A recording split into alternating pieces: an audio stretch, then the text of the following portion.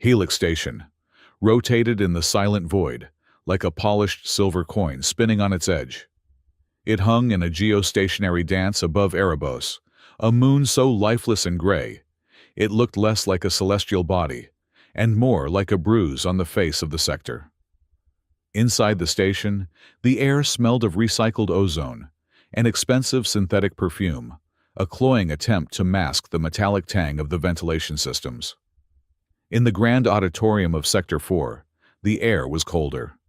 It was a calculated chill, designed to keep the bidders alert and the merchandise docile. Rowan Blake stood at the very back of the room, leaning his shoulder against a pillar of faux marble. He kept his arms crossed over his chest, his leather flight jacket scuffed at the elbows, standing in sharp contrast to the silk and velvet tunics of the merchants filling the rows before him. He did not belong here. His boots were stained with hydraulic fluid and his bank account was currently healthy enough, only because he had not yet paid for the new combustion manifold his ship, the Freight Runner, desperately needed. He was not here to buy. He was here because the station master had delayed his docking clearance by 6 hours, and the auction hall was the only place with free filtered water. At least, that was what he told himself. On the central stage, a hologram flickered to life. It displayed the golden interlocking rings of the Galactic Council. The logo hovered there, a translucent shield of legitimacy, before fading to reveal the auctioneer. The man was tall, wearing a suit so white it hurt the eyes, and he smiled with the warmth of a shark sensing blood in the water. "Ladies, gentlemen, and esteemed acquisitions officers," the auctioneer's voice boomed smooth as oil. "Welcome to the monthly liquidation of non-standard assets. As always, Helix Station operates under the strict oversight of the Council Labor Preservation Act. We do not sell lives here. We transfer contracts." Rowan snorted softly. It was the oldest lie in the galaxy. You could not buy a slave because slavery was illegal. But you could buy a 99-year labor contract for a sentient being who had no legal standing to break it. It was a distinction, without a difference painted over with legal jargon. "First lot," the auctioneer gestured. The floor of the stage hissed open, and a platform rose.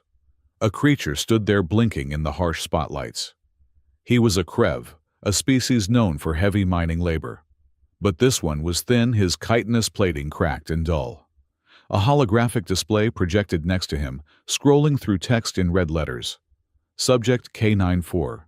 Origin Belt Sector. Status Defective. The right locomotive limb fused. Productivity projection 30%.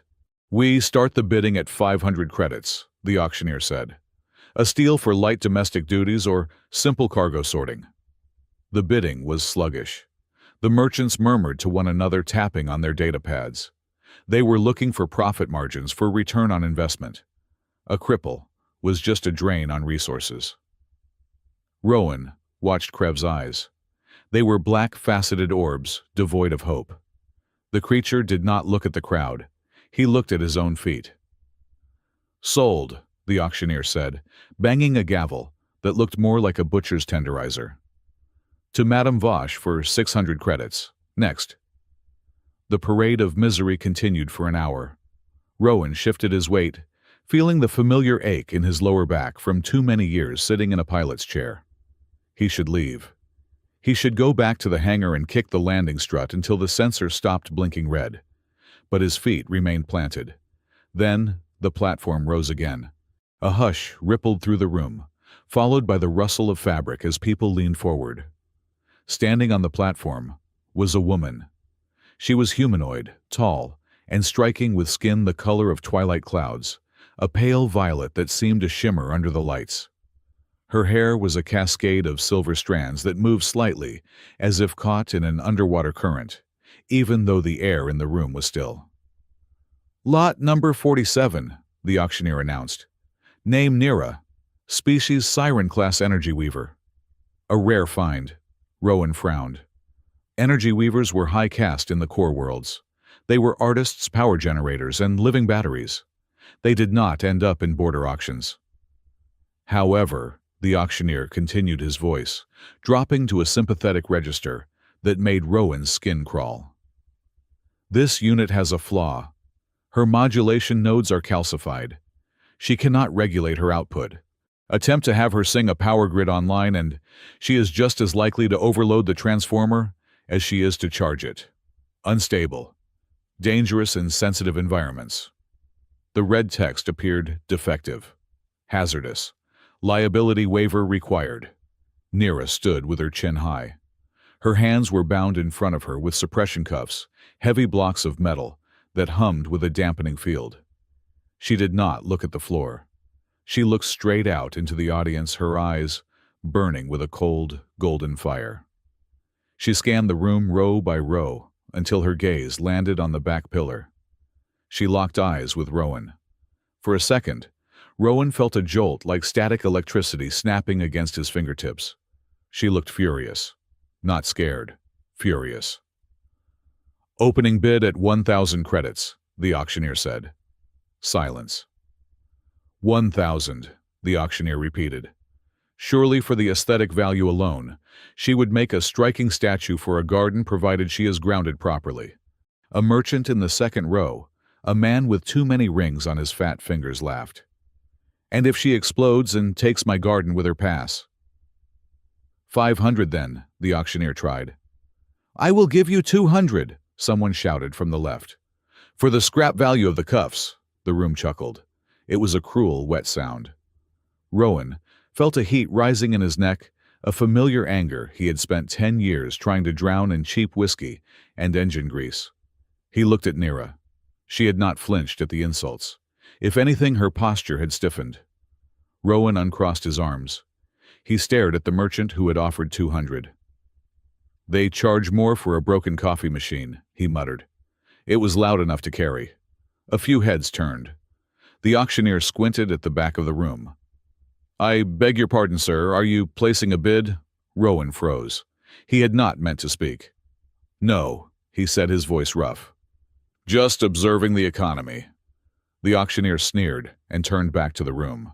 Unsold. Move her to the holding pen. The platform lowered. Nira vanished, but the afterimage of her golden glare remained burned into Rowan's retina. The auction wound down. The premium defective stock was gone. Now came the dregs. The sick, the old, the ones with contagions, the ones with mental breaks so severe they could not follow simple commands. They were not even brought up on stage. Just a list of ID numbers, scrolling on the massive screen. Ladies and gentlemen, the auctioneer said, wiping his brow with a silk handkerchief. We have reached the end of the catalog. As per Station Regulation 7-9, all unsold inventory must be processed to clear holding capacity for the incoming shipment from the Outer Rim raids. He gestured to the screen. A new graphic appeared. It showed a stylized trash chute dumping debris onto a gray sphere. We have 42 units remaining from today, plus 58 units from the previous month's overflow. Total lot size 100.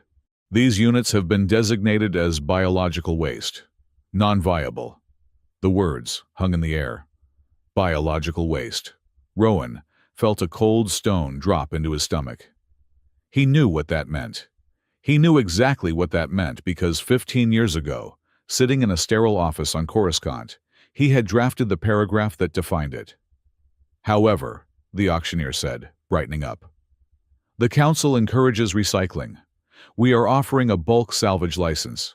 The purchaser acquires legal title to all 100 units currently situated in the lower containment bay, or pre-staged for ejection to the surface of Erebos. The moon is designated for rapid natural decomposition. The crowd laughed again. Erebos had no atmosphere to speak of, just thin wisps of toxic gas. It was a freezer. You did not decompose there. You froze and desiccated until you were just a statue in the dark. Bidding for the entire lot. The Erebos salvage package starts at 5,000 credits. Do I hear 5,000? The room was silent. Come now, the auctioneer cajoled. That is 50 credits ahead. Surely someone needs test subjects. Target practice biomatter for nutrient paste. It costs more fuel to haul them away than they are worth, a woman shouted. Pay us to take them. Rowan looked at the screen. They had flashed a grid of faces. Nira was there. Krev, with the broken leg. An elderly reptilian creature clutching a blanket. A child, no. A small alien of some kind. Big eyes wide with terror. Processing phylum waste. Rowan's hand moved to his belt, touching the credit chip tucked there. It contained 28,000 credits. Every credit he had to his name. It was supposed to pay for the manifold, the port fees, and enough fuel to get him to the next sector. Without that manifold, the freight runner would not fly another parsec. He would be grounded here on Helix, begging for scraps. He looked at the screen. 100 faces. There are worse ways to go broke, he thought. The thought was so clear, so calm, it terrified him. 10,000, the auctioneer dropped the price. Anyone? Or shall we just vent the airlock and save everyone the time? Rowan raised his hand. It felt like it weighed 1,000 tons.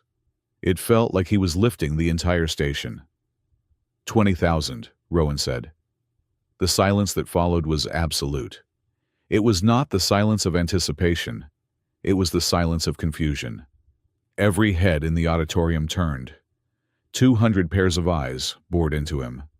The auctioneer blinked, his professional mask slipping for a fraction of a second. I apologize, sir. Did you say 20,000?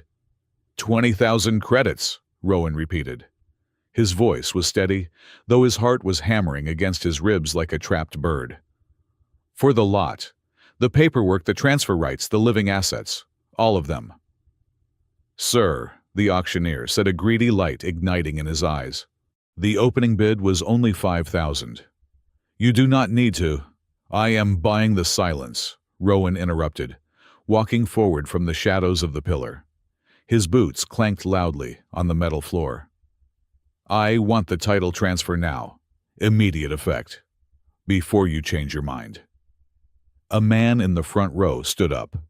It was Director Sal Karoun, the station administrator. He was a round man shaped like a pear, wrapped in expensive blue synthetic weave. He looked at Rowan, then at the credit chip in Rowan's hand, and broke into a grin that showed too many teeth. Sold! Director Sal shouted, overriding the auctioneer. Sold to the gentleman with the pilot's jacket. An excellent investment, sir. Truly visionary. The gavel slammed down. The sound echoed like a gunshot. Get the paperwork, Sal barked at his assistants. Do not let him leave until the transfer is verified. 10 minutes later, Rowan stood in a side office that smelled of stale coffee and dishonesty. Director Sal sat behind a desk, made of real mahogany, illegal to harvest, expensive to import, and pushed a datapad across the surface. Standard liability release, Sal said, tapping the screen with a stylus. You acknowledge that the assets are defective. You waive all rights to refunds. You accept responsibility for their transport, feeding, and eventual disposal. Station Helix is absolved of all maintenance costs as of this timestamp. Rowan picked up the stylus. His hand did not shake. He signed his name, Rowan Blake. Payment verified, the system chirped. Rowan felt the vibration in his belt as his credit chip zeroed out. He was destitute. He was the owner of a broken ship and 100 broken lives. You know, Sal said, leaning back and lacing his fingers over his stomach. I must ask, what is the plan? You cannot sell them. The transport guilds will not take them without insurance, which you cannot get for defectives. Are you starting an organ farm? I hear the kidneys of the Krev fetch a decent price on the black market. Rowan looked up from the datapad. He tucked the transfer codes into his pocket. I was thinking of starting a choir, he said.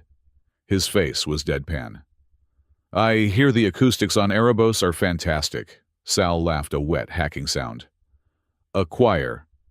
You have a sense of humor, Pilot Blake. I like that. You are going to need it when they start dying on you. Rowan stood up. Where are they? Oh, we already moved them. Sal waved a hand dismissively. Protocol. Once the auction ends, the unsold lot is flushed to the surface. It saves on hangar fees. Rowan went cold. You flushed them. You vented them into space. Good heavens, no, we are civilized. Sal looked offended. We put them in the drop pods. Old cargo containers, gravity-assisted. We dropped them onto the moon about 20 minutes ago. They should have landed by now. Assuming the parachutes opened. They usually do. 50% of the time. Rowan turned and walked out. He did not run, because running would show weakness, but he walked fast enough that the air currents whipped around him. Pleasure doing business with you, Sal called out after him. The corridor outside was filled with merchants leaving the auction. As Rowan pushed through, a few of them recognized him. Hey, the garbage collector, one man jeered. He blocked Rowan's path. Look, friend, I have been thinking. That siren, the purple one. If you manage to get her modulation fixed, she is worth something. I will give you 2,000 for her, double what you paid on average. Rowan stopped. He looked at the man. He imagined vividly driving his fist into the man's nose. He imagined the crunch of cartilage. Instead, he smiled. It was a tight, sharp expression that did not reach his eyes. Sorry, Rowan said. She is the lead soprano. Cannot break up the band. He stepped around the man and kept walking. By the time he reached Hangar Bay, the adrenaline was fading, replaced by a crushing wave of nausea. He leaned against the airlock of the freight runner, resting his forehead against the cold metal. You idiot, he whispered to himself. You absolute colossal idiot. He had no money for the manifold. If the engine blew halfway to the moon, he would die. If he landed and the ship refused to take off again, he would die. And even if he landed safely, what was he going to do with 100 aliens? He had rations for one person for 2 weeks. He tapped the keypad. The airlock hissed open. The freight runner was an ugly ship. It was a blocky, utilitarian hauler, built for durability rather than speed. The corridors were cramped, lined with exposed piping and bundles of wire. It smelled of engine oil and old coffee. It was home. Rowan climbed the ladder to the cockpit. He dropped into the pilot seat, the leather molding to his shape instantly. His hands flew across the console, flipping switches. Reactor core online, thrusters 70% efficiency, life support stable, bank balance 0. He ignored the last notification. He throttled up the engines. The ship shuddered, a deep groan vibrating through the hull. Helix Control, this is Freight Runner, Rowan spoke into the comms headset. Requesting immediate departure vector. Denied, Freight Runner, the traffic controller's voice crackled. You have a pending maintenance hold. I have a Priority 1 cargo transfer license, Rowan lied smoothly. He punched in the codes Director Sal had given him. Authorized by Director Karoon. Live biological assets requiring immediate stabilization. If I lose the cargo because you held me in queue, I will forward the loss claim to your personal account. There was a pause. The threat of paperwork was often more effective than a laser cannon. Code verified, the controller sounded bored. You are clear to detach. Watch your proximity to the grav buoys. The clamps released with a metallic thud. Rowan eased the ship away from the station, using the maneuvering thrusters to spin the vessel around. Below him, Erebos filled the viewport. It was a nightmare of a world. The surface was a tapestry of black basalt and gray dust scarred by craters. There were no clouds, just a thin, sickly haze of argon and nitrogen that clung to the ground. It was the place where hope went to suffocate. Rowan stared at the dark sphere. Section 4, paragraph 12, his mind recited unbidden. In the event of surplus labor failing to meet economic viability standards, said assets may be relocated to Class D planetary bodies for non-active storage. He had written those words. He had been 24 years old, fresh out of the academy, sitting in a tower on the capital world. He had thought he was just tidying up trade regulations. He had thought non-active storage meant cryo-sleep warehouses.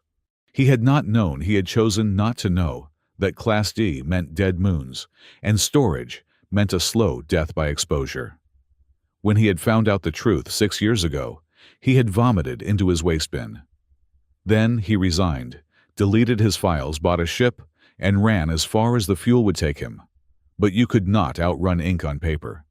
The words were still there, law in the border sectors. Non-active storage, Rowan whispered. He looked at the desolate rock below. I am sorry. He pushed the yoke forward. The freight runner dove. The descent was brutal. The atmosphere of Erebos was thin, but the winds were vicious, whipping up storms of razor-sharp dust. The ship groaned, the metal protesting the stress. Alarms blared in the cockpit. Warning hull integrity compromised. Shield output falling. Hold together, old girl, Rowan gritted his teeth, his hands wrestling with the controls. Just one more landing. Do not quit on me now. He scanned the coordinates listed in the transfer file. Sector 9, the Boneyard.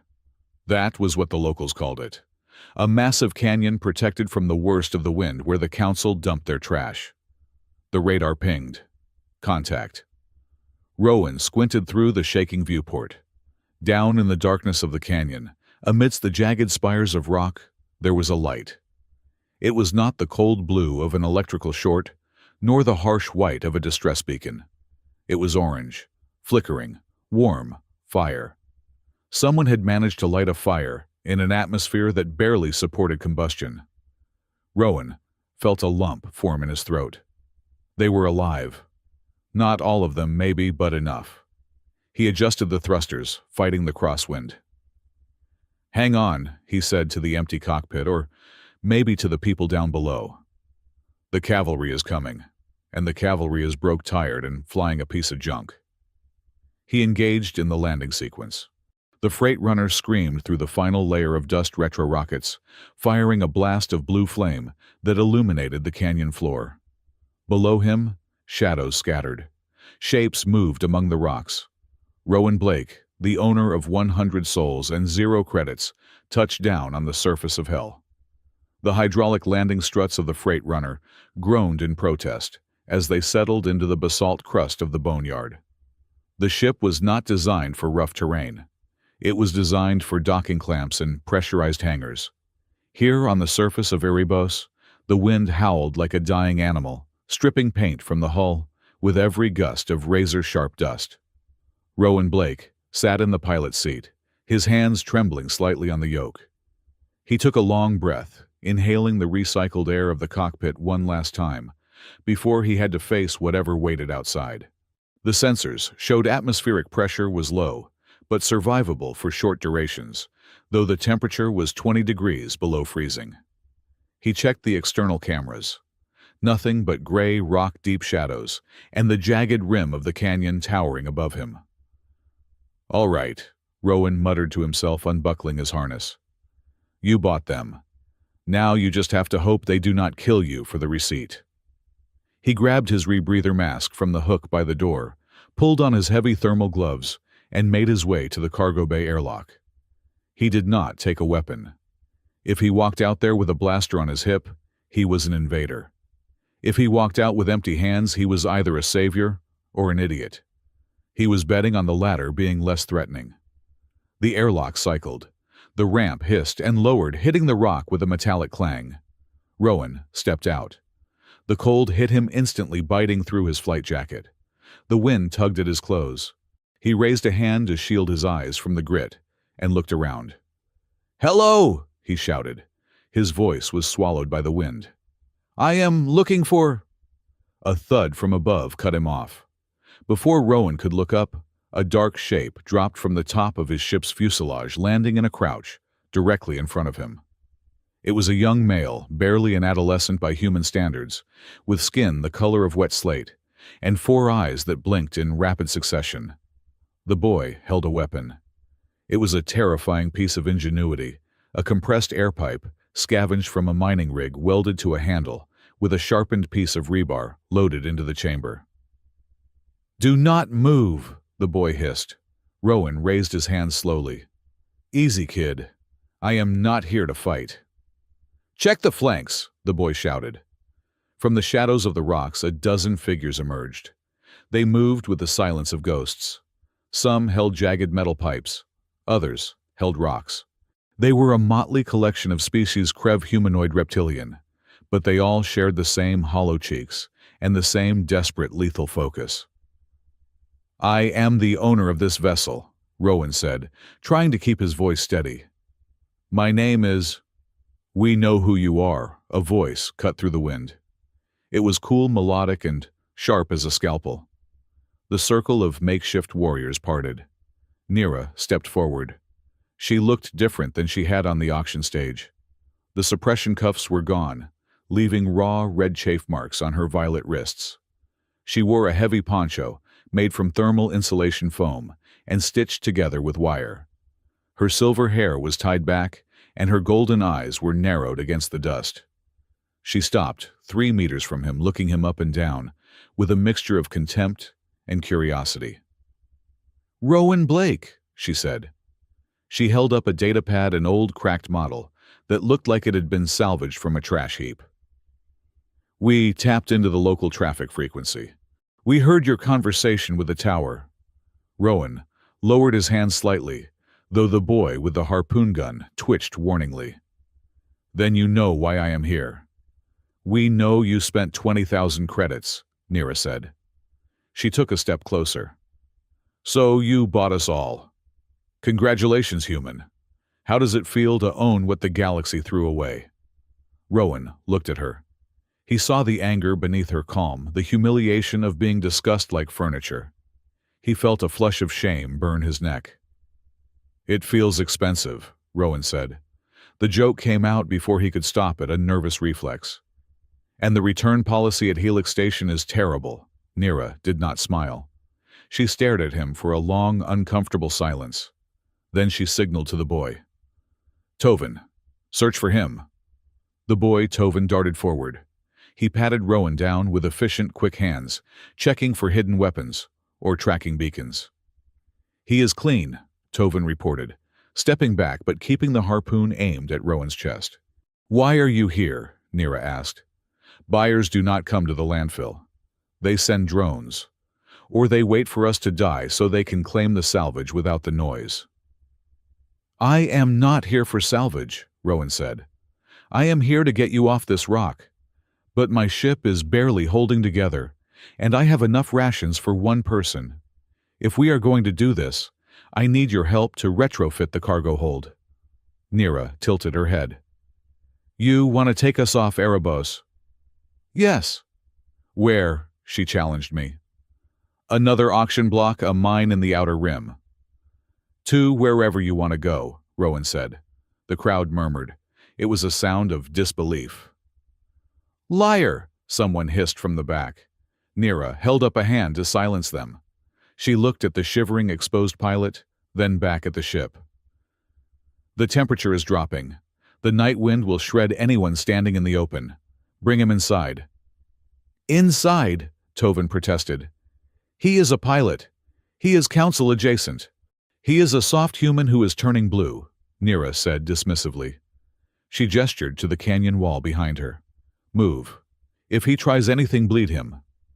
They marched him away from the ship. They led him through a narrow fissure in the canyon wall that Rowan had not even noticed from the air. The path twisted and turned shielded from the wind until it opened up into a large cavern. Rowan stopped, his breath catching in his throat. He had expected a few tents, maybe a hole in the ground. What he saw was a settlement. It was built entirely from refuse. Dozens of large, rusted cargo containers, the drop pods Director Sal had mentioned, had been dragged here and stacked like bricks. They were welded together, creating a multi-level structure that clung to the cavern wall. Pipes ran between them like veins hissing with steam. In the center of the cavern was a large, shallow pool made from a hull plate. It was filled with dark water, and in the center, glowing with a faint, bioluminescent green light, was a cluster of algae tanks. "Heat exchangers," Rowan murmured, realizing what he was looking at. "You stripped the thermal shielding from the pods and built a geothermal tap." "We prefer to call it central heating," Nira said, walking past him.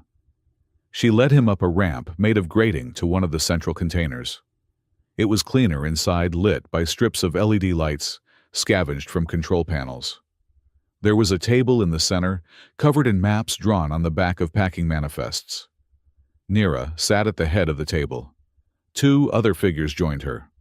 One was a massive rock-skinned creature who had to stoop to fit in the room, a geoderm built for heavy lifting.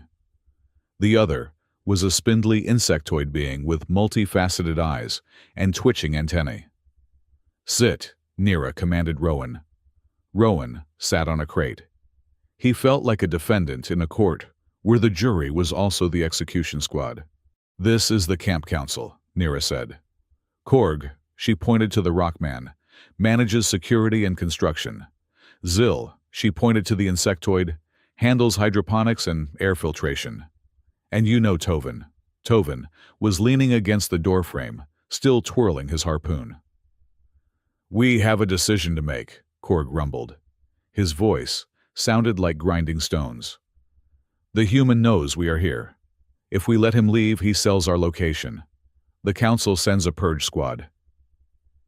"He says he wants to take us." Zil clicked its voice, a series of chitters, translated by a vocoder around its neck. "But 100 units on a freighter. The oxygen scrubbers will fail in 6 hours." "I can bypass the scrubbers," Rowan interjected.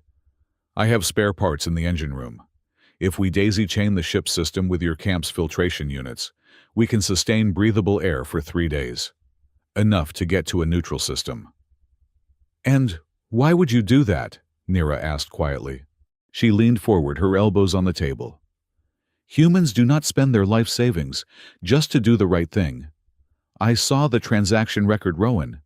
You zeroed your account. You bought a suicide mission." Rowan rubbed the back of his neck. The truth was a heavy weight in his pocket right next to the transfer codes. "Look," Rowan said, "I know how the council works. I know the laws because I used to read them. A lot." He flinched internally at the lie. "Right now, legally you are property. My property. That sounds bad, I know. But it means I have the right to transport my goods without border inspections. If I say I am moving hazardous biological assets to a private facility, no patrol ship will board us. They are too afraid of contagion." "So we are just cargo to you," Korg growled. "On paper, yes," Rowan said firmly. "On paper, you are defective machinery. That is your shield. If we try to file for refugee status, they will shoot us out of the sky. If we act like a shipment, we pass." Nira studied his face. She was looking for deceit. She was looking for the angle. "You are a strange man," she said. "You talk like a lawyer, dress like a mechanic, and spend money like a fool." "I have been called worse," Rowan said. "Some of the others think we should kill you," Nira said, her voice devoid of threat, stating it as a simple fact. "Take your ship. Strip it for parts to expand the habitat. We could survive here for another year with your reactor core." "And then what?" Rowan asked. "Eventually the algae dies, or the water recyclers clog, or the council decides to use this canyon for target practice. You are surviving, Nira. You are not living. I am offering you a way out." Nira looked at Korg, then at Zil. A silent communication passed between them. "We check the ship," Nira said finally. "If what you say about life support is true, we consider the plan. If you are lying, well, Tovin has been wanting to test the range on his harpoon." The next 3 days were a blur of exhaustion, grease, and arguing. Rowan had thought he knew his ship. He had spent 5 years keeping the freight runner flying with duct tape and prayers. But he quickly learned that he was an amateur compared to the residents of the boneyard. They did not just fix things. They repurposed them with a desperate, chaotic genius. In the engine room, Rowan was knee-deep in coolant fluid trying to reroute the primary intake valve. "No, no, no!" a voice clicked from above him. Zil was hanging upside down from the pipes, looking into the open manifold. "Inefficient. You are routing the airflow through the thermal regulator. It restricts volume." "It keeps the air from freezing our lungs," Rowan gritted out, wrestling with a wrench. "I prefer breathing air that is not absolute zero." "Cold air is denser," Zil argued. More oxygen per breath. If we bypass the regulator, we increase capacity by 15%. And we all get pneumonia, Rowan shot back. Physiology varies, Zill said. My species prefers 12 degrees Celsius. Well, mine prefers not dying of hypothermia, Rowan snapped. The wrench slipped, cracking his knuckles against the bulkhead. He swore, dropping the tool into the coolant. Allow me, a cool voice said. Nira stepped into the engine room. She was wearing a mechanic's jumpsuit she had found in Rowan's locker. It was 3 sizes too big, rolled up at the sleeves and legs, making her look deceptively small. She knelt by the open panel. She did not use a wrench. She placed her hands directly on the exposed power coupling. What are you doing? Rowan was alarmed. That is live current quiet, Nira said. Her eyes began to glow. A soft, humming vibration filled the room. Rowan watched in amazement as the violet light of her energy signature bled into the machinery. The screeching of the straining pumps smoothed out into a steady rhythm. The corroded contacts on the regulator sparked, then fused back together, clean and silver. She wasn't just powering it. She was singing to the energy, convincing the electrons to move more efficiently. After a minute, she pulled back, gasping slightly. The sweat on her forehead shimmered. There, she said, wiping her hands on a rag. I balanced the load. You can keep the thermal regulator, but I boosted the intake fans. Rowan stared at the readout. The efficiency was up 20%. Show off, he muttered, fishing his wrench out of the fluid.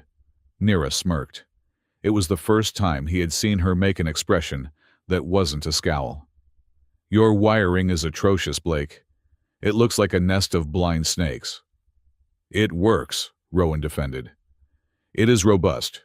Human engineering. We build things to take a beating. You build things to explode slowly, Nira corrected. My people build with harmony. Energy flow should be like water, not whatever this is. She kicked a bundle of cables held together with gray adhesive tape.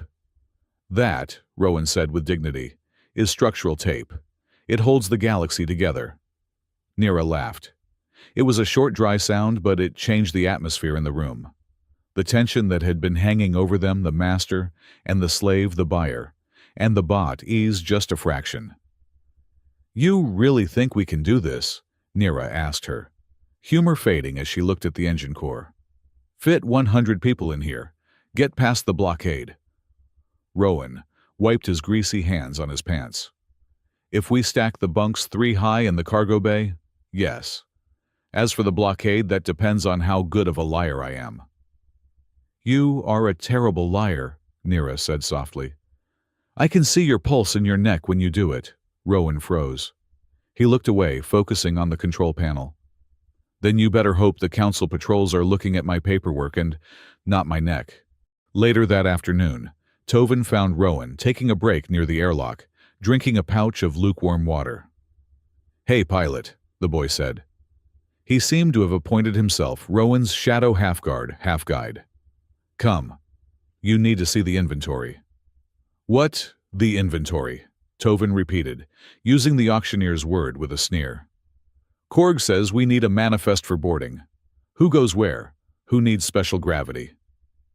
Rowan followed the boy back into the cavern settlement. The camp was buzzing with activity. Now that they knew they were leaving, the lethargy of survival had been replaced by the frantic energy of evacuation. Tovin led him to a section of the camp where the lighting was dim. This is Eris, Tovin pointed to a creature that looked like a bundle of rags sitting in the dark. The creature looked up. It had no eyes, just a smooth, pale sensory strip across its face. It was holding a complex circuit board, running its fingers over the traces. Blind, Rowan asked quietly. Photosensitive, Tovin corrected.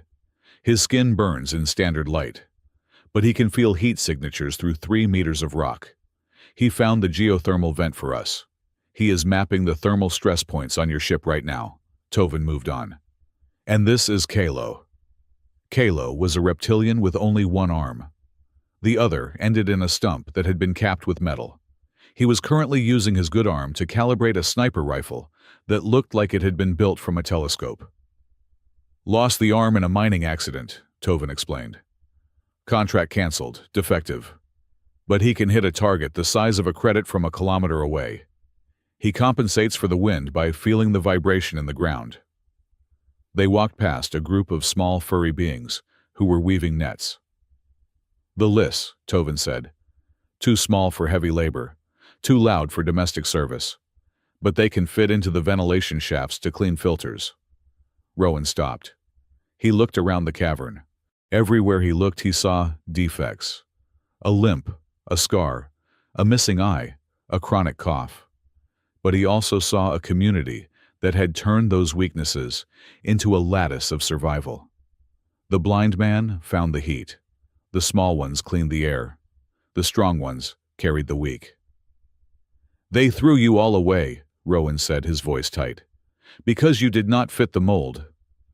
"The mold is boring," Tovin said, spinning his harpoon. "We are custom built." Rowan looked down at the boy. "And you? What is your defect, Tovin? Why are you here?" Tovin stopped spinning the weapon. He looked at his feet. "I have a cognitive dissonance disorder, according to the psych evals." Meaning I ask why too much, Tovin said with a bitter smile. "I was bred for a soldier caste. Soldiers do not ask why. They follow orders. I asked my commander why we were burning a village. The next day, I was on a shuttle to Helix." Rowan reached out and squeezed the boy's shoulder. It was a firm, grounding grip. "That is not a defect, kid," Rowan said fiercely. "That is a conscience. And it is the most expensive thing in the universe." The night before the scheduled departure, the wind died down. Erebos fell into a rare, eerie silence. Rowan climbed up to the ridge overlooking the hidden canyon. He needed a moment of quiet. The weight of what he was about to do was crushing him. He was not a hero. He was a bureaucrat who had learned to fly. And tomorrow, he was going to try to smuggle 100 undocumented refugees past the most powerful government in the galaxy. He sat on a flat rock, looking up at the sky. The stars were bright and cold, indifferent to the struggle below. "You should not be out here alone," a voice said. Rowan did not jump. He had heard her footsteps light rhythmic. Nira sat down on the rock next to him, leaving a respectful distance between them. "Checking for deserters?" Rowan asked. "Checking for cold feet," Nira replied. She pulled her poncho tighter around herself. "It is a clear night. You can see Helix Station if you look at the zenith." Rowan looked up. There it was, a bright, unblinking star that moved too fast, the place where lives were sold. "Why did you do it?" Rowan, Nira asked. The question was soft, stripped of the accusation she had carried for days. "And do not give me the property speech. Why did you really buy us?" Rowan sighed. He picked up a pebble and tossed it into the darkness. "I used to work for the council," he said. "Before I was a pilot. I was in administration, Sector 4 logistics." Nira stiffened slightly, but did not interrupt. "I sat in a white room with a comfortable chair and I processed data," Rowan continued. "I moved numbers from column A to column B.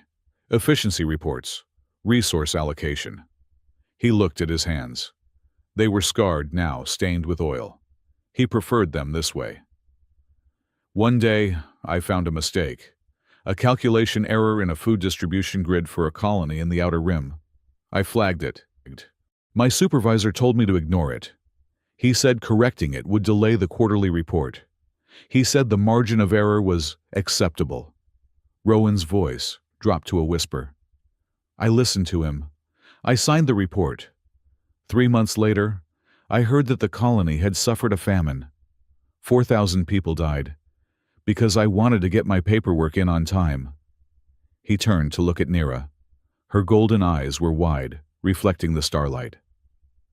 "I ran away," Rowan said. "I bought the ship.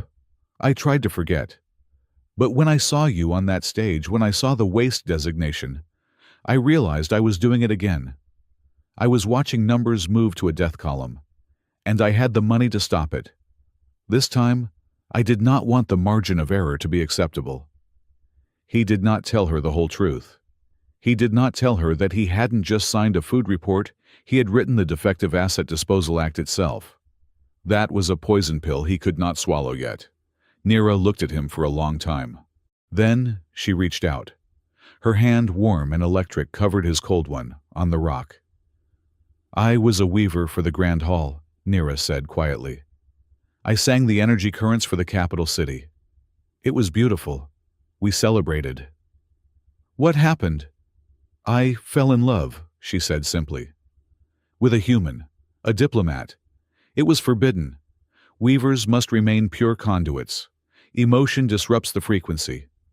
When they found out, they tried to cut the connection, to surgically remove my ability to feel, so I could just be a battery." She unconsciously touched her chest. "I fought back. During a performance, I pushed too hard. I overloaded the grid. I blew out the lights in the entire district. My nodes calcified from the feedback. They told me I was broken, dangerous. So they sold me." She squeezed his hand. "We are both runaways, Rowan. We both broke something to save ourselves." Rowan turned his hand over, interlacing his fingers with hers. The contact sent a tingle up his arm, not painful but vibrant. A connection. "I promise you," Rowan said, his voice rough with emotion. "I am not going to let them put you back in a cage. I will fly this ship into a sun before I let them take you." Neera smiled. It was a genuine soft smile that transformed her face. "Let us try to avoid the sun. I prefer a nice habitable planet with a beach." They sat there for a moment longer, two broken things finding stability in the silence. The distance between them had vanished.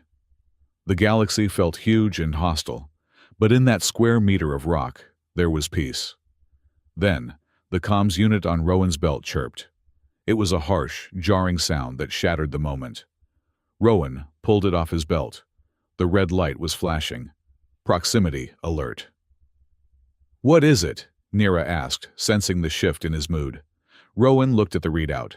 His blood ran cold. "It is a signal intercept," Rowan said, standing up. "Encrypted, council frequency." "A patrol, worse," Rowan said, reading the header data. "It is a Class A investigation cruiser, the Justicar." He looked at Neera, his face pale. "They are not just patrolling Neera. They are hailing Helix Station. Someone reported a suspicious transaction. They are coming to audit the books." Neera stood up, her jaw set. "If they check the books, they will see that I bought 100 disposal units and never logged a destination," Rowan said. "They are going to scan the moon." He grabbed her hand. "We have to go, now. Get everyone on the ship. We launch in 1 hour." "The engine is not calibrated yet," Neera argued, as they ran back towards the fissure. "Then we calibrate it on the fly," Rowan shouted over the wind. "Because if that cruiser finds us on the ground, we are not defectives anymore. We are evidence." As they disappeared into the dark of the canyon, the star above them, Helix Station, seemed to glare down like an angry eye, and far out in the void, the engines of the Justicar burned blue, hunting for the truth Rowan had tried so hard to bury. The proximity alarm on the console of the freight runner did not beep. It screamed. Rowan Blake slammed his hand onto the silencer button, but the red light continued to strobe, washing the cramped cockpit in the color of blood. Beside him in the co-pilot seat, Neera was tapping furiously at the sensor array, her fingers moving so fast they were a blur of violet skin and silver knuckles. "They have a lock," Neera said, her voice tight. "Targeting scanners are active. They are not asking us to stop Rowan. They are telling us." "I see it," Rowan muttered. He fought the urge to throttle the engines to maximum. The freight runner had a sublight drive that had been obsolete since the previous century. Running from a council interceptor was like a tortoise trying to outrun a lightning bolt. "Attention, unidentified freighter," a voice crackled over the comms channel. It was a woman's voice, crisp, authoritative, and completely devoid of warmth. "This is Commander Rasha Hale of the Council patrol ship Justicar. You are operating a vessel with a suspended transponder in a restricted salvage zone. Power down your engines and prepare to be boarded. You have 30 seconds before we disable you remotely." Rowan looked at the view screen. The Justicar hung in the void, like a dagger made of white, ceramic, and blue light. It was sleek, predatory, and worth more than the entire gross domestic product of the Helix station. "Disable us remotely," Rowan repeated dryly. "That is polite code for blow our engine room into deep space. Nira, kill the thrusters." "We are giving up," Tovin shouted from the doorway behind them. The boy was vibrating with adrenaline, clutching his homemade harpoon gun so hard his knuckles were white. "We can fight," Korg said, "if we hide in the asteroid belt." "If we fight, we die," Rowan said, spinning his chair around. "That is a military cruiser, Tovin. Your harpoon will not scratch the paint. Put it away. In fact, hide it. Hide everything that looks like a weapon. We are not soldiers today." "Then what are we?" Nira asked, her golden eyes narrowing. Rowan stood up, smoothing down his greasy flight jacket. He felt the familiar cold weight settle in his stomach, the feeling of walking into a meeting room where everyone wanted him fired, or in this case, arrested. "We are victims of a bureaucratic misunderstanding," Rowan said. "We are going to do the one thing the Council hates more than rebellion." "What is that?" "We are going to file a complaint." The boarding tube connected with a heavy metallic thud that shuddered through the deck plates of the freight runner. Rowan stood in the airlock antechamber. Behind him, the cargo bay was packed. 142 beings, the original defective lot, plus the survivors who had been hiding on Erebos, were huddled together.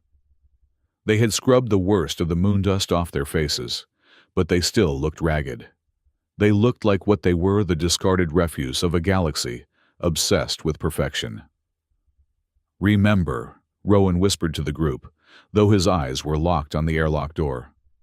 "Do not speak unless they ask you a direct question. When they ask, tell the truth. Exactly as we rehearsed. No embellishments, no anger, just the facts." The airlock hissed. Steam vented from the equalization valves. The heavy door slid open. Commander Rasha Hale stepped through first. She was a tall woman in pristine gray armor, her helmet tucked under her arm. Her hair was cut in a severe military bob, and her eyes swept the room with the efficiency of a targeting laser. Behind her came a younger woman dressed in the blue tunic of a council investigator. She held a datapad, her eyes wide, as she took in the smell of the ship oil sweat and unwashed bodies. This was Sarah Jane. Behind them, a squad of 4 heavily armed sentries took up positions, their rifles leveled at the crowd. Hale looked at Rowan. Then she looked past him at the sea of faces in the cargo hold. Her expression did not change, but her jaw tightened. "Pilot Rowan Blake," Hale said. She did not ask, she stated. "You are a difficult man to track. Helix Station reported you departed with a manifest of hazardous biological waste intended for disposal." She gestured to the crowd with a gloved hand. "This does not look like disposal, pilot. This looks like a cargo hold full of unregistered sentient beings.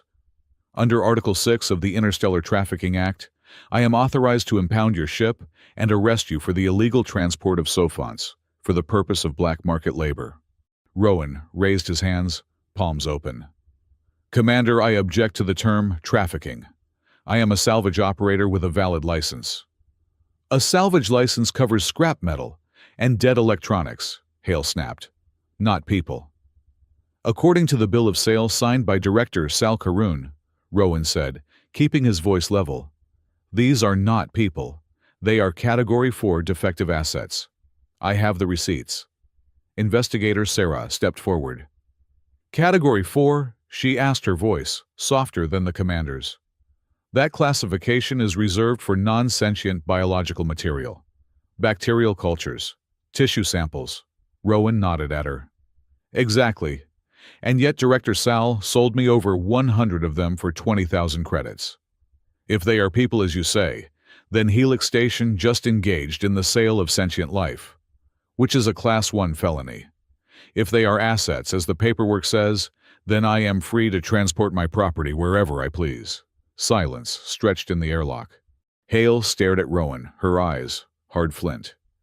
She realized the trap he had laid. He was using their own legal definitions against them. "You are playing a dangerous game, Blake," Hale said quietly. "If they are property, I can confiscate them as contraband. If they are people, I will arrest you for kidnapping." "Which one is it?" "They are neither," Neera's voice cut through the tension. Rowan winced. "Stick to the script, Neera." Neera stepped forward from the crowd. She stood tall, her violet skin glowing faintly in the dim light of the cargo bay. She looked Hale in the eye. "We are witnesses," Neera said. Hale looked at Neera, then back at Rowan. "Witnesses to what?" "To fraud," Rowan said, quickly stepping in before Neera could say something that would get them all shot. "Investigator Jane, please check the purchase time on the receipt. Then check the timestamps on the voluntary labor contracts these individuals supposedly signed." Sarah tapped her datapad, her brow furrowed. "The contracts are dated 3 hours after the auction concluded." "Director Sal backdated them," Rowan said. "He sold them to me as assets first, then realized he needed to cover the paper trail for the council audit. He forged the consent forms. Every single person in this room was sold without a contract, without consent, and labeled as garbage to bypass the anti-slavery laws." Hale turned to Sarah. "Is this true?" "The metadata looks suspect, Commander," Sarah admitted. "The digital signatures are identical. They were auto-generated by a batch script." Hale looked back at the crowd. She looked at Krev, with the broken leg, the blind humanoid, the shivering child clinging to Tovin's leg. The rigid lines of her military bearing seemed to soften just a fraction. "This is a mess," Hale muttered. "Get Director Sal on the line. I want answers before I start arresting people." 10 minutes later, the makeshift conference room, Rowan's small galley kitchen, was the center of a tribunal. A holographic projector sat on the metal table, displaying the face of Director Sal Karoon. The director was sitting in his office on Helix, looking annoyed but composed. He was eating a grape. "Commander Hale," Sal said smoothly, his image flickering slightly. "I assure you this is a misunderstanding. Pilot Blake is a known opportunist. He bought a lot of low-grade laborers, and now he is trying to extort a refund by claiming procedural errors." "Procedural errors," Rowan leaned into the projection field. "You threw them down a gravity well, Sal. You charged me for disposal of beings you knew were alive." "They were defective," Sal shrugged, popping another grape into his mouth. "Productivity below 10%. Under Regulation 4B of the Peripheral Economic Zone Charter, such assets are classified as negligible value. The Council allows for the liquidation of negligible assets to prevent economic stagnation." Rowan froze.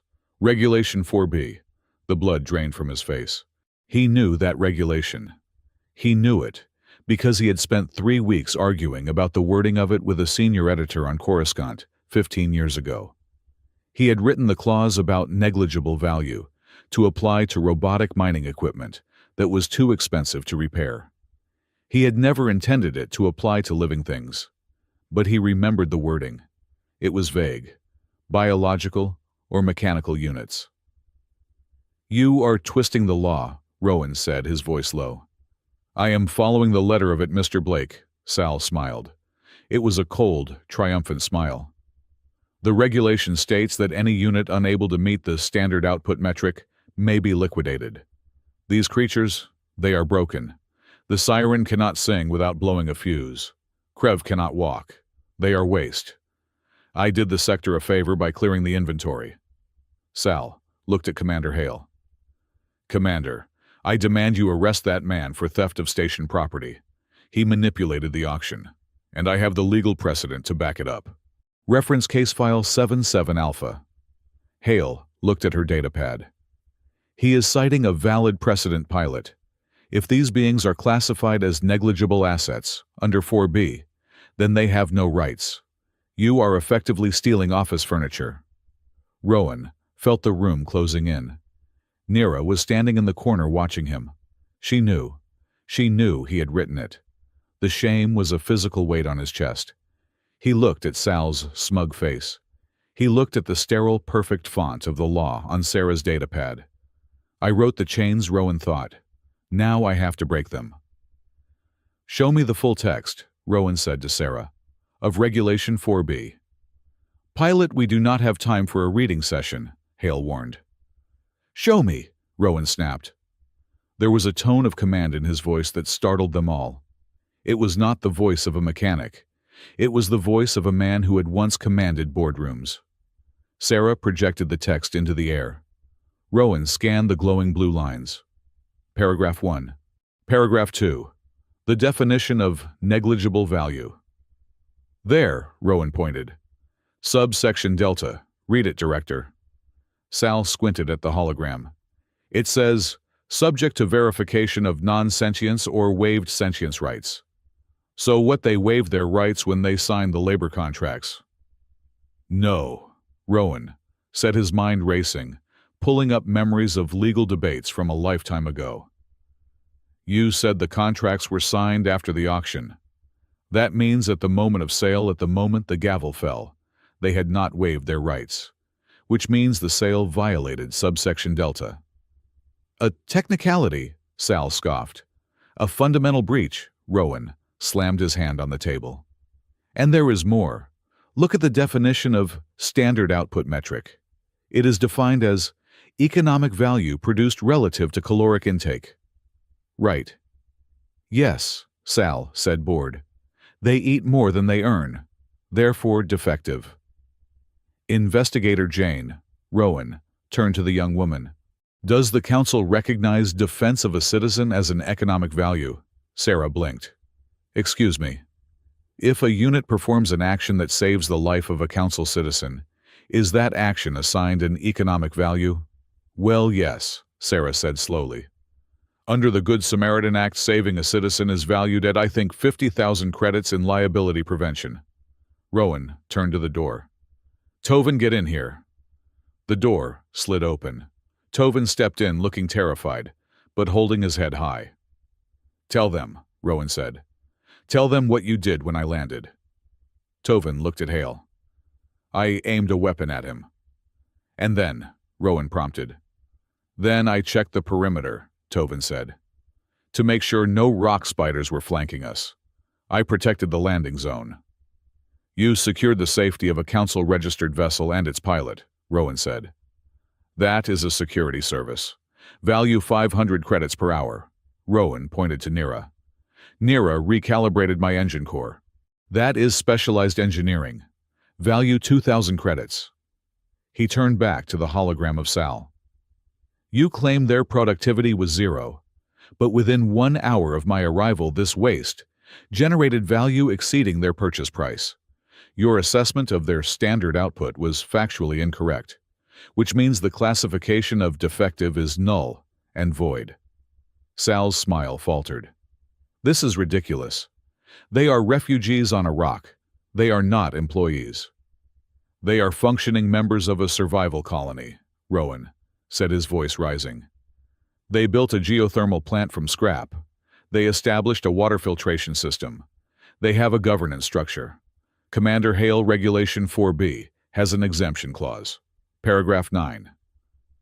Rowan did not need to look at the text. He recited it from memory, the words he had written to protect colonies from being liquidated by greedy corporations. If a collection of assets demonstrates independent sustainability and social organization, they cease to be assets and become a settlement. Silence filled the room. Hale looked at the text. She looked at Rowan with a new expression, suspicion mixed with respect. You know the charter very well, pilot, for a man who hauls freight. I read a lot, Rowan said, his voice hoarse. Am I right, Commander? Hale turned to Director Sal. He is right, Director. If they have established a viable settlement even on a dead moon, they are protected under the Colonial Seeding Act. You cannot sell a colony." "It is a pile of trash," Sal screamed, losing his composure. "It is not a colony. It is a garbage dump with delusions of grandeur. I want those units returned. I have buyers waiting in the Antares sector." "Buyers," Sarah looked up sharply. "Director, you stated earlier, this was a liquidation for disposal. If you have buyers lined up, then this was a commercial transaction disguised as waste management to avoid taxes." Sal closed his mouth with an audible click. He realized he had said too much. Hale straightened up. She put her helmet back on the table. "Director Karun," Hale said, her voice ice cold. "I am freezing all assets related to the Erebos transaction. I am also opening a formal inquiry into the operational practices of Helix Station. You are to remain within the station perimeter until a full audit team arrives." "You cannot do this," Sal sputtered. "I know people on the council. I will have your rank." "You can try," Hale said. She reached out and severed the connection. The hologram vanished. The galley was quiet. The hum of the ship's reactor seemed very loud. Rowan leaned against the table, his legs shaking. He felt like he had just run a marathon without oxygen. "That was impressive," Sarah said, looking at Rowan with wide eyes. "I have never seen anyone dismantle a director like that. You argued like a high court proctor." "I just hate bullies," Rowan mumbled.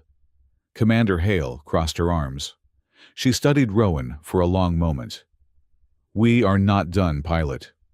You may have stopped Sal from reclaiming them, but that does not make them free. They are still undocumented beings in a restricted zone. I cannot let you just fly them away." "Then let me file for manumission," Rowan said. "Mass manumission. I am the legal owner, right? The sale was valid enough for Sal to take my money. So as the owner, I am choosing to grant them all unconditional freedom, right now." "Manumission fees are 500 credits per head," Hale pointed out. "Do you have 50,000 credits, Mr. Blake?" Rowan laughed. It was a hollow, dry sound. "Commander, I do not have 50 credits. I spent everything I had buying them." Hale looked at him. She looked at Nira, who was watching Rowan with an intensity that could melt steel. She looked at Tovin, who was still standing at attention. "The Council has a discretionary fund," Hale said slowly, "for humanitarian aid. It is usually reserved for disaster relief." "This is a disaster," Nira said. "A disaster created by Helix Station," Hale sighed. She pulled a data chip from her belt and tossed it onto the table. "Sarah, draw up the paperwork. We are classifying the Erebos group as survivors of a transport accident. That allows us to use the emergency fund to cover their processing fees." Sarah grinned. "Yes, Commander." "But," Hale pointed a finger at Rowan, "this is a one-time offer. You get them registered, you get them safe, and then you and I are going to have a long talk about who you really are, Rowan Blake. Because nobody memorizes paragraph 9 of the Colonial Act unless they helped write it." Rowan swallowed hard. "Understood, Commander." "We will escort you to the nearest neutral outpost," Hale said. "Sanctuary Moon. You can offload them there and process the IDs. Just a car out." Hale turned and marched out of the galley. Sarah lingered for a second, gave Rowan a quick, impressed nod, and followed. As the door closed, Nira exhaled a breath she seemed to have been holding for an hour. She walked over to Rowan. "You did it," she said. "We did it," Rowan corrected. "I just talked. You and Tovin provided the evidence." "You knew the law," Nira said. Her voice was low.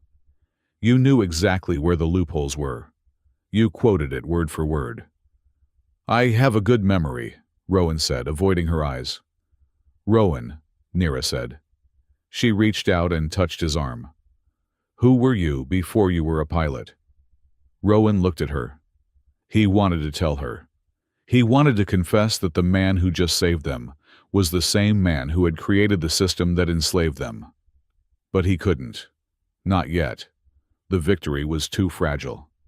If she knew the truth now, The trust they had built would shatter. "I was just a clerk," Rowan lied. "Just a man who pushed paper until the paper pushed back." Nira studied his face. He did not know if she believed him, but she nodded. "Well," she said, "the clerk just saved 100 lives. Thank you." She leaned in and kissed him on the cheek. It was brief, electric, and terrified him more than the particle cannons of the Justicar. Back on the bridge of the Justicar, Commander Hale sat in her command chair. "We are escorting the freighter to Sanctuary," she ordered the helm. "Keep sensors at maximum. I want to know if anyone sneezes on that ship." "Commander," Sarah said from the tactical station. "Incoming transmission. High priority. Encryption level black." Hale frowned. "Source. Personal channel. It is directed by Sal." "Put him through audio only." Sal's voice filled the bridge. The smooth, arrogant veneer was gone, replaced by a cold, venomous hiss. "You think you have won, Commander," Sal whispered. "You think you have protected your little pets. The audit team will be at your station in 12 hours, Sal," Hale said. "Save your breath for your lawyer." "Oh, I will be fine," Sal laughed softly. "The Council protects its revenue streams. But your pilot friend Blake, do you know why he ran to the border? Do you know what file he deleted from the Central Archives before he resigned?" Hale's hand hovered over the mute button. "I am not interested in your gossip." "He is not a hero, Commander," Sal said. "He is the architect. Ask him about the Asset Disposal Efficiency Protocol of 2810. Ask him whose digital signature is on the bottom of the order that allows us to dump defectives on dead moons in the first place." Hale froze. "He wrote the machine, Commander," Sal sneered. "And now the machine is coming to eat him. Tell him I said hello." The line went dead. Hale sat in silence for a long minute. She looked at the view screen where the battered, ugly shape of the freight runner was limping through the stars ahead of them. "Sarah," Hale said quietly. "Yes, Commander." "Pull the archival records for the year 2810. Search for any legislative drafts authored by a Blake. Restrict the search to my eyes only." "Commander," Sarah asked, confused, "do you suspect him of something?" "I suspect," Hale said, watching the freighter, "that the pilot is trying to outrun a ghost. And ghosts have a nasty habit of catching up."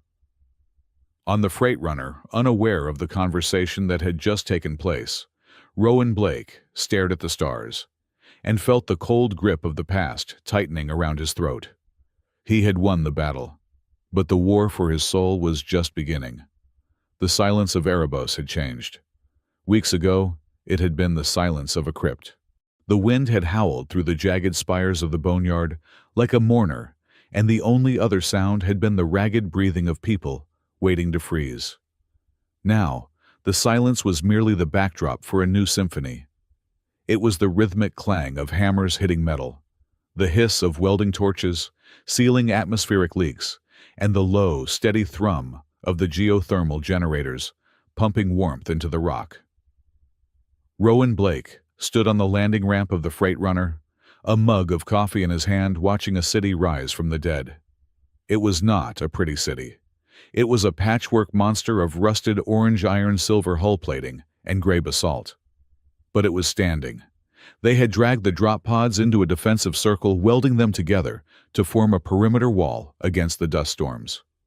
Inside that wall, a large pressurized dome, scavenged from the remains of a crashed mining barge they had found 3 kilometers north, glowed with soft artificial light. They called it Haven's Reach. "You are staring again," a voice said from behind him. Rowan turned. Nira was leaning against the hydraulic strut of the ship. She looked tired, but it was a good kind of tired, the exhaustion of work, not survival. She had smudge marks of grease on her cheek, and her silver hair was tied back in a messy knot. "I am just making sure it does not fall down," Rowan said, taking a sip of his coffee. He grimaced. The filtration unit on the ship was overdue for a scrub. "It will not fall," Nira said, walking down the ramp to join him. "Korg reinforced the foundations with quick crete this morning. And Zill says the atmospheric pressure inside the dome is holding steady at 98% of standard. She eyed his mug. Is that the engine coolant you insist on drinking? It is premium Arabica blend, Rowan lied smoothly. Synthesized, with notes of hazelnut. Nira took the mug from his hand, took a sip, and immediately made a face that suggested she had just licked a battery. Notes of hydraulic fluid and despair, she corrected, handing it back. You humans have terrible taste buds. I think it is a survival mechanism. If you cannot taste the poison, you eat it anyway. Hey, this poison kept me awake for 3 double shifts, Rowan said, though he poured the rest of the dark sludge onto the rocky ground. How is the council delegation? Nira's expression tightened. They are polite, which is worse than them being rude. When they are rude, I know they want to shoot us. When they are polite, I know they are looking for a reason to shut us down. It had been 2 weeks since the standoff on the Justicar. Commander Hale had kept her word mostly. She had filed the paperwork classifying the Erebos survivors as displaced persons under temporary protection, a legal gray area that kept Director Sal from reclaiming them, but did not give them full citizenship. The catch was oversight. A small council shuttle was parked on the far side of the crater. 2 junior auditors, neither of them Sarah Jane unfortunately, were constantly roaming the camp with data pads, measuring doorway widths, and checking sanitation protocols. As long as they are measuring, they are not shooting, Rowan said. Hale bought us time. We need to use it. Time is not enough, Rowan, Nira said, looking out at the settlement where a group of Krev were lifting a heavy girder into place. We have had food for 2 months, water for 6. The hydroponics are growing, but slowly. If we are going to be more than just a refugee camp, we need resources. We need trade. And we need to get the others, Rowan added quietly. Nira looked at him sharply. The others. Helix was just 1 station, Rowan said. Sal was just 1 director. There are 12 other border stations in this sector alone. If Sal was using the waste disposal loophole, chances are the others are too. There are thousands of people being dumped on rocks just like this one, Nira. Or worse. Nira looked away, her jaw set. We cannot save everyone, Rowan. We can barely keep the lights on here. We have to try, Rowan said. Because if we do not, then Haven's Reach is just a waiting room. We are safe, sure. But what about the ones on Tantalus 4, or the asteroid mines in the belt? Before Nira could answer, a loud crash echoed from the central plaza of the settlement. Oh no, Nira sighed. That sounded like Tovin, Rowan chuckled. Let us go see what the boy has destroyed now. The central plaza was actually the hollowed-out shell of a massive cargo container, the roof removed to allow for ventilation. It served as the mess hall and town square. In the center of the room, Tovin was coughing violently, his face a shade of blue that was darker than his natural skin tone. A crowd of defectives had gathered around him, looking concerned. Water! Tovin gasped, clutching his throat. Poison! The human poisoned me! Rowan pushed through the crowd. What happened? Korg, the massive rock-skinned security chief, pointed a stony finger at a wrapper on the table. It was a standard-issue United Earth Navy ration bar, specifically the spicy curry flavor. He stole it from your supplies, Korg rumbled, his voice like grinding gravel. He wanted to prove he had a cast-iron stomach. Rowan picked up the wrapper. Tovin, this is marked Level 4 spice. It is meant for heavy world troopers with dulled taste buds.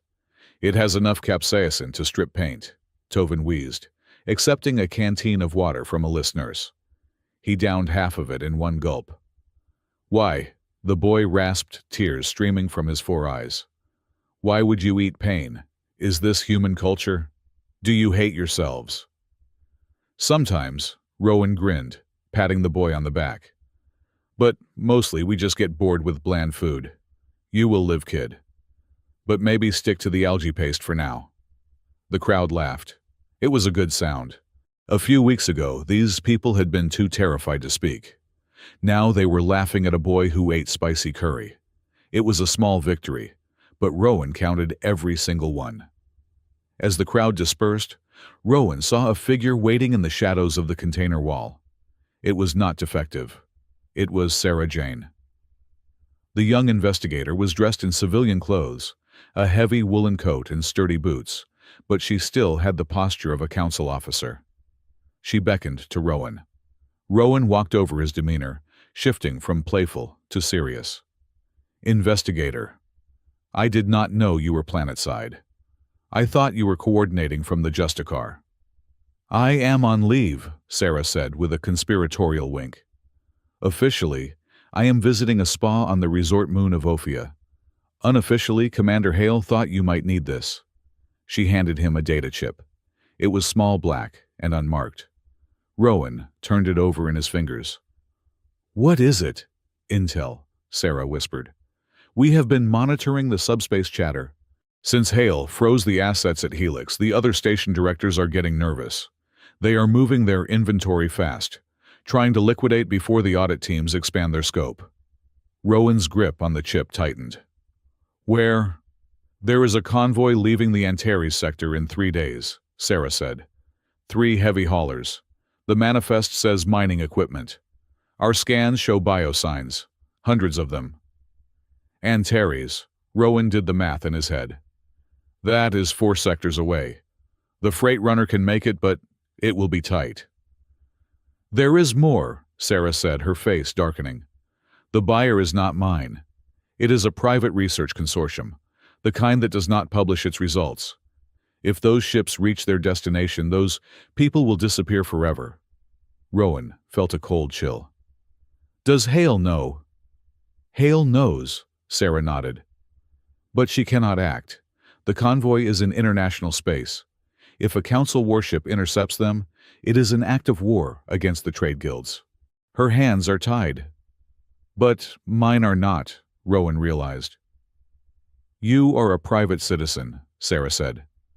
A salvage operator.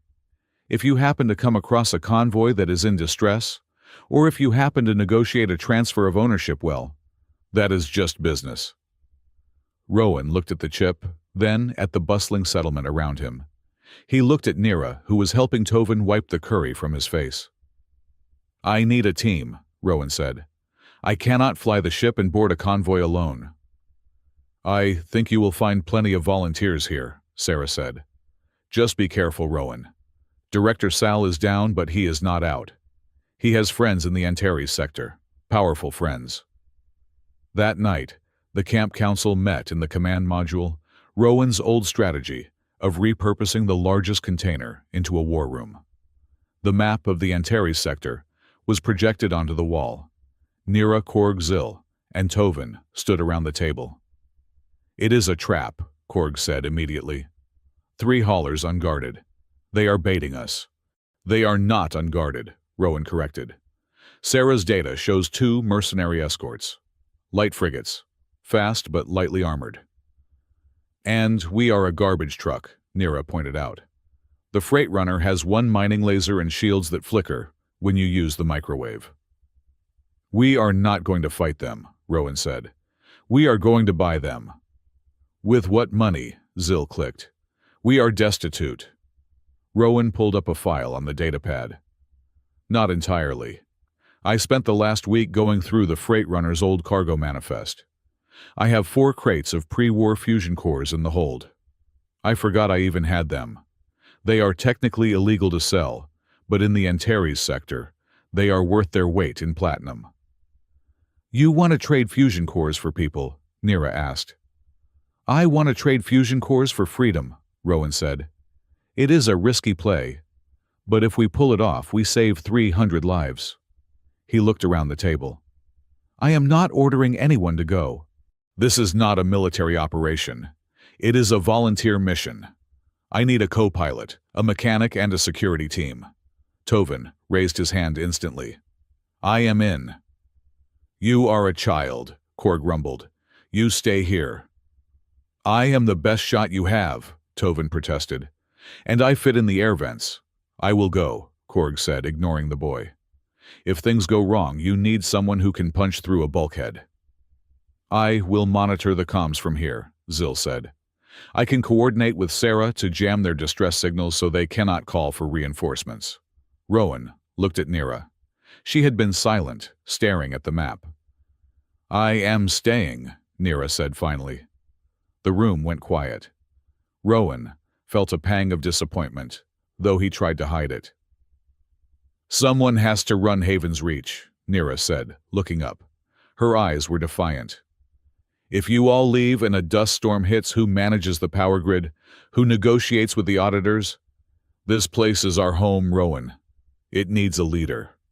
You are right, Rowan said softly. It does. But Nira reached into her pocket and pulled out a piece of metal.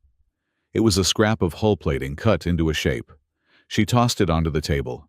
It was a symbol. A heavy iron chain snapped in the middle. But the two broken ends did not hang limp. They curved upward, meeting in the center to form an arch. A bridge. If we are going to do this, Nira said, we do not do it as a rogue pilot and his crew. We do it as a movement. We are not just saving them. We are connecting them.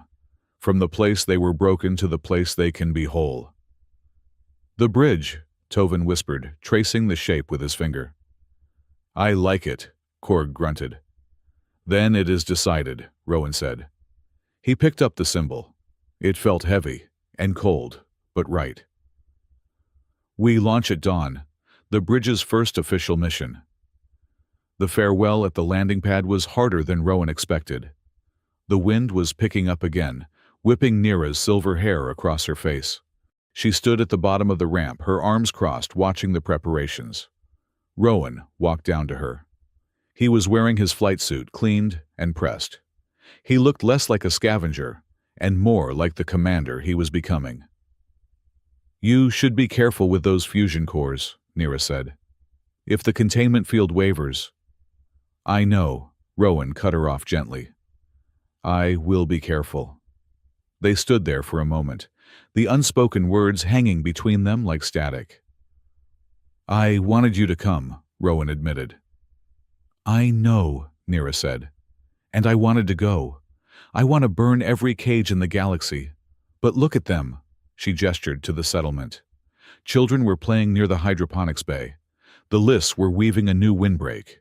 It was fragile, this life they had built.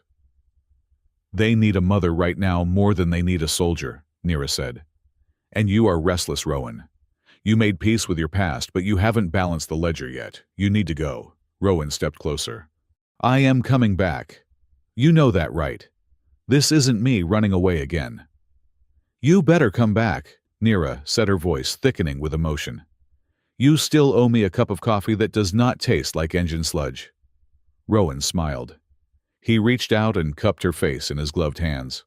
Her skin was cool, but her eyes were warm, burning with that golden fire that had captivated him on the auction block. I will find the best beans in the Antares sector, Rowan promised. He leaned in and kissed her. It was not the desperate, terrified kiss of the escape. It was slow, deliberate. It was a promise. When he pulled away, Nira's eyes were shining. Go, she whispered, before I change my mind and tie you to the radiator. Rowan turned and ran up the ramp. The airlock hissed shut, sealing him inside the metal belly of the beast. As the freight runner lifted off, blasting a column of blue fire into the gray dust, Nira stood her ground. She watched until the ship was just a star in the black sky. Then she touched the metal symbol pinned to her chest, the broken chain, and turned back to her people. The mission to Antares was a blur of high-stakes tension. They caught the convoy in the deep dark between stars. Zil's jamming signal worked perfectly, isolating the three heavy haulers from the rest of the network. Rowan flew the freight runner like a madman, weaving between the defensive fire of the escort frigates until he was close enough to hail the lead ship. The negotiation was short. When Rowan revealed he had 4 military-grade fusion cores, the mercenary captains did the math. The cores were worth triple their contract fee. Greed, as always, was a more reliable motivator than morality. They transferred the cargo in deep space. 312 beings. They were weak, sick, and terrified. But when they walked onto the cargo deck of the freight runner and saw Korg, a defective like them holding a weapon, not to hurt them, but to protect them, the change in their eyes was instantaneous. They returned to Erebos 2 weeks later. Haven's Reach had grown in their absence. Nira had directed the construction of a second dome. The population exploded overnight, but the system held.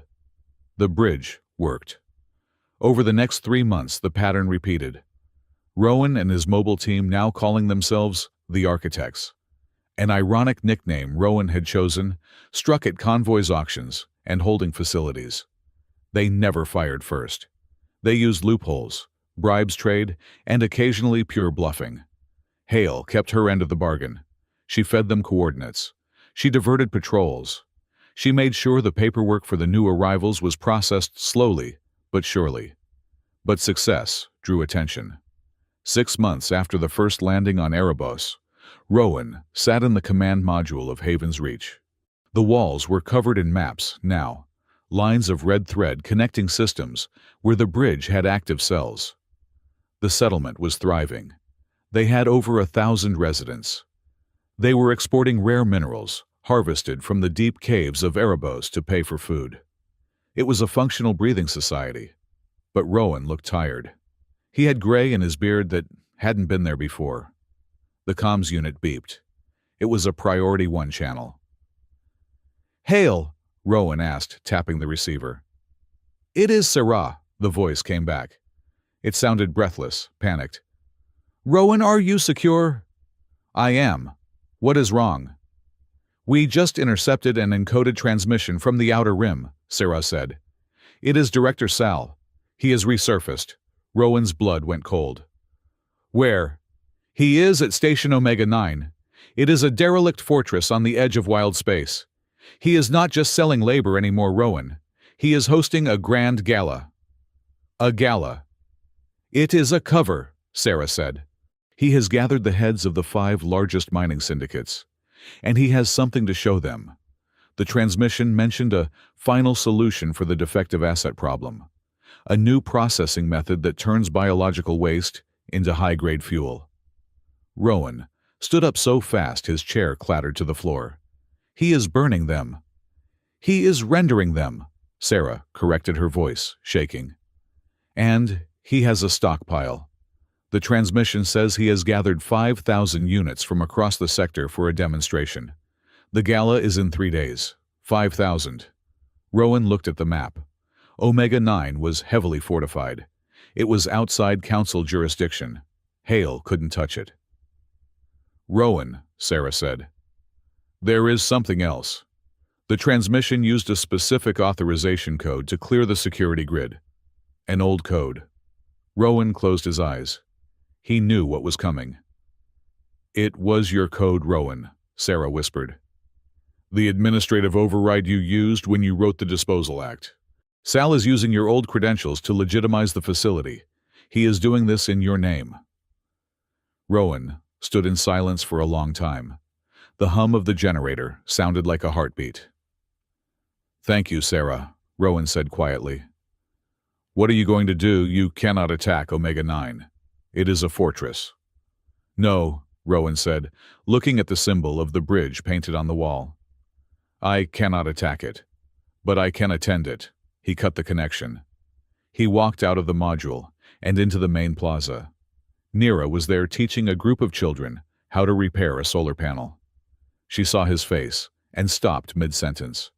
She walked over to him, wiping her hands on her trousers. "What is it?" Rowan held out his hand.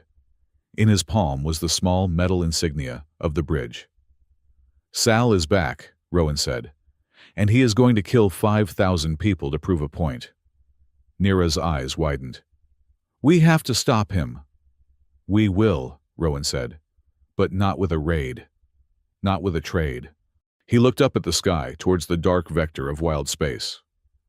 "I am going to turn myself in," Rowan said. "It is time the architect visited his creation." Nira grabbed his arm. "Rowan, no. That is suicide." It is the only way to get inside the perimeter without tripping the alarms, Rowan said. I still have my old clearance codes in my head. If I can get to the central computer, I can shut down the facility. I can open the cages. And if Sal catches you, then I guess I will finally pay for what I bought, Rowan said grimly. He turned to the gathered crowd, Tovenkorg Zil, and the hundreds of others who had found a home in the dust. Pack the ship, Rowan ordered, his voice ringing out with a cold, hard authority. Take everything that can shoot, slice, or explode. We are not doing a rescue mission this time. He looked at Nira, and for the first time, she saw the true weight of the man she loved. It wasn't just the pilot. It was the man who had written the laws of the galaxy, and who was now preparing to burn them down. We are going to war, Rowan said.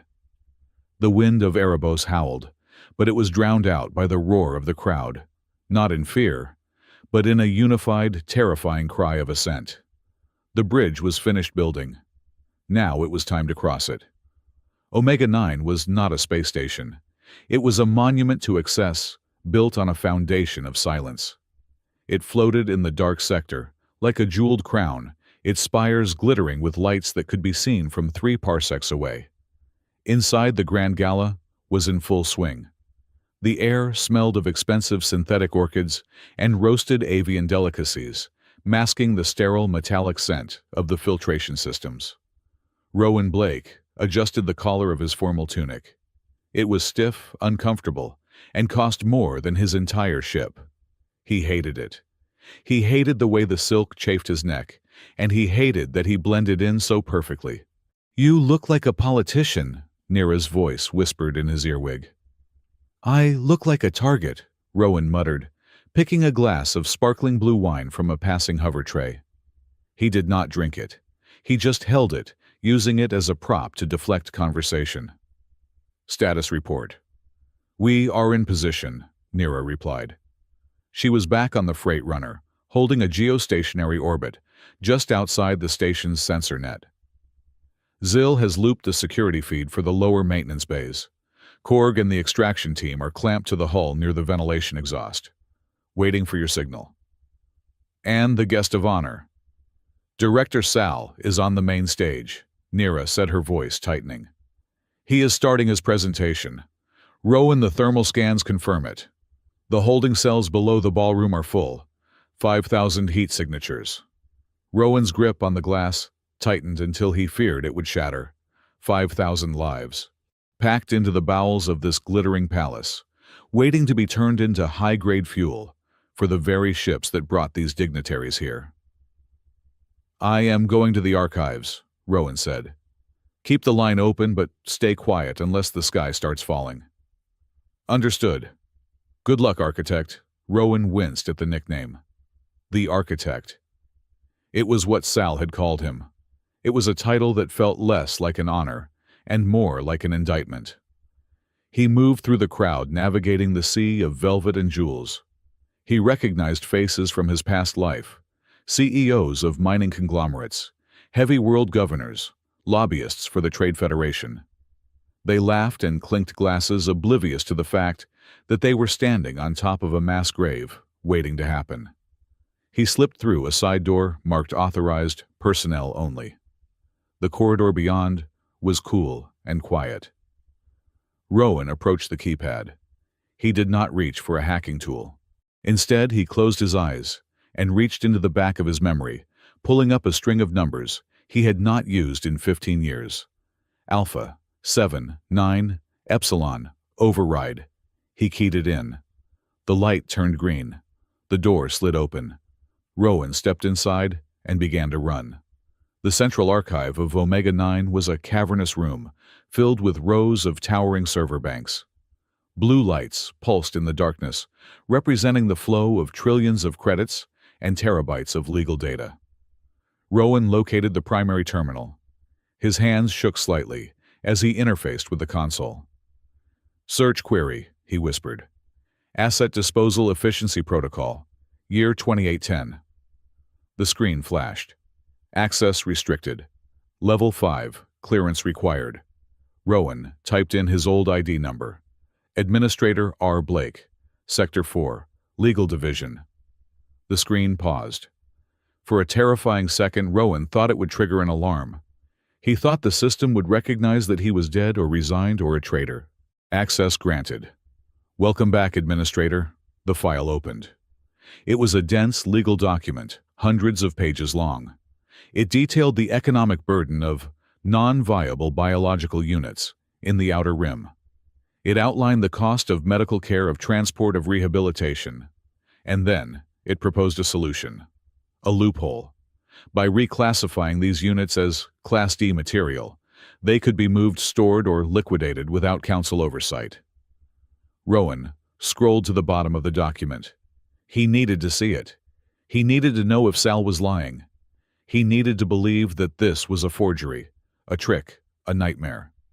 The screen displayed the signature block, drafted by Junior Administrator Rowan J. Blake, authorized by High Commissioner Valen, digital signature verified 2810 Standard Galactic Time. Rowan stared at his own name. The world seemed to tilt on its axis. The hum of the servers faded into a high-pitched ringing in his ears. Flashback. He was 24 years old. The office was white, blindingly white. The air conditioning was too cold. "It is just an efficiency adjustment, Rowan," High Commissioner Valen said, leaning over his desk. Valen smelled of mint and expensive tobacco. "We are bleeding credits in the border sectors. The mining guilds are threatening to pull out if we do not lower their overhead costs on injured workers." "But, sir," young Rowan said, tapping the data pad, "the language here is liquidation of non-viable assets. That could be interpreted broadly. If a worker breaks a leg, are they non-viable?" "Do not be dramatic," Valen sighed. "This is for the terminally ill, the brain-dead, the ones who are suffering, Rowan. We are giving the companies permission to end their suffering without drowning in red tape. It is a mercy." Rowan looked at the document. He wanted to go home. It was late. He had a date with a girl from accounting. He wanted to impress Valen. He wanted the promotion. "Just sign it, kid," Valen said, patting his shoulder. "Save the council some money. Be a team player." Rowan picked up the stylus. He signed. End flashback. Rowan fell to his knees. The hard metal grating of the floor bit into his legs. He hadn't known about the dead moons then. He hadn't known about the fuel rendering. But he had written the key. He had forged the lock.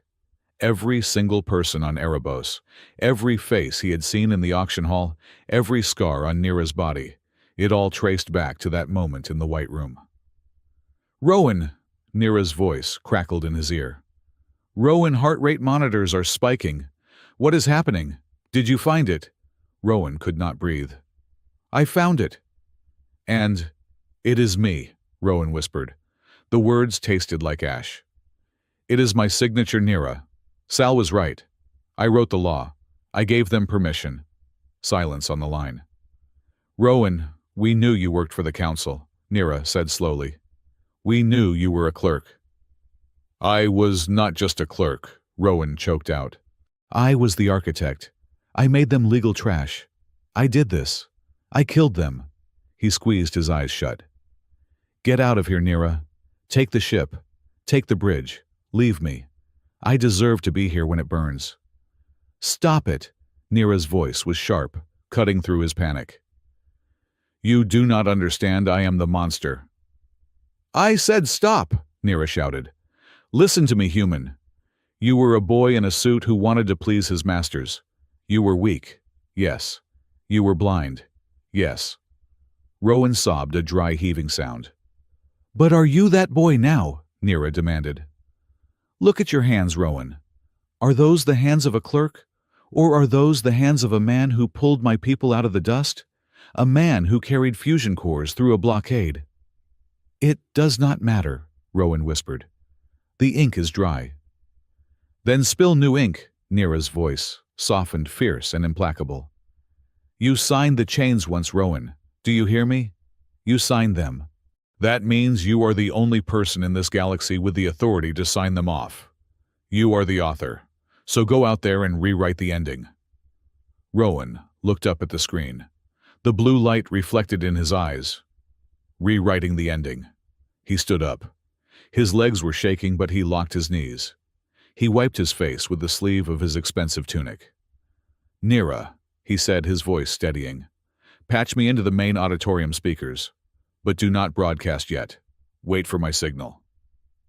What are you going to do? Rowan reached out and pulled the data drive from the terminal. I am going to file an amendment, Rowan said. The grand ballroom was a sea of polite applause. Director Sal stood on the raised podium, bathed in a spotlight. Behind him, a massive holographic display showed a diagram of the new recycling facility. Sustainability, Sal crooned into the microphone. That is the challenge of our age. We have thousands of units of biological surplus. They consume resources. They occupy space. But with the Karun process, we can convert that biomass into clean, efficient starship fuel. We turn a deficit into a profit. The dignitaries nodded. A few took notes. It was horrifyingly mundane. They were discussing genocide like it was a quarterly earnings report. And the legality, a voice called out from the front row. It was a representative from the mining guild. The council has been cracking down on labor rights recently. An excellent question, Sal smiled. We are operating under the strictest adherence to the Asset Disposal Efficiency Protocol of 2810. This document, ratified by the High Council, grants us absolute jurisdiction over Class D assets. It is ironclad. Sal held up a physical copy of the document, waving it like a holy text. As long as this document stands, Sal declared, we are untouchable. Objection. The word rang out like a gunshot. The doors at the back of the ballroom slammed open. Rowan Blake strode in. He did not look like a pilot anymore. He did not look like a broken man. He walked with the cold, precise fury of a bureaucrat who had found a formatting error in the fabric of reality. Security drones hovered, unsure whether to fire on a guest in a tuxedo. Who is this? Sal squinted against the spotlight.